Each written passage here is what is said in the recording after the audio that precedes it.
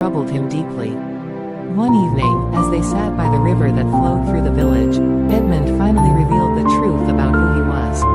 Clara was stunned. The realization that the man she had fallen in love with was none other than the Prince of Ardinia left her reeling. She feared the chasm between their worlds was too vast to bridge. But Edmund, seeing the fear in her eyes, took her hands in his and vowed that he would do everything in his power to be with her.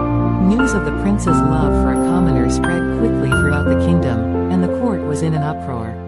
The king and queen, though initially opposed, saw the genuine love between their son and Clara. They knew they could not force Edmund to marry someone he did not love.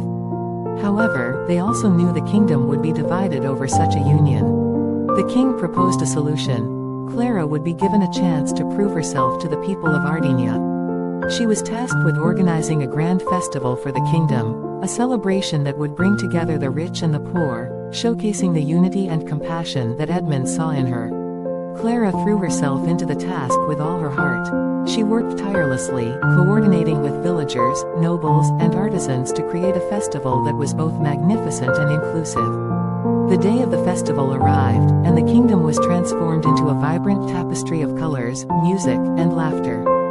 People from all walks of life came together, celebrating as one. The festival was a resounding success, and the people of Ardinia saw Clara not as a commoner, but as a beacon of hope and unity. The king and queen, moved by Clara's dedication and the joy she brought to the kingdom, gave their blessing for Edmund and Clara to be married. Prince Edmund and Clara's wedding was a grand affair, attended by the entire kingdom. Clara, now a princess, continued to work tirelessly for the betterment of her people, never forgetting her roots. Her love for Edmund and her compassion for the less fortunate endeared her to the kingdom, and together, they ruled with wisdom and kindness.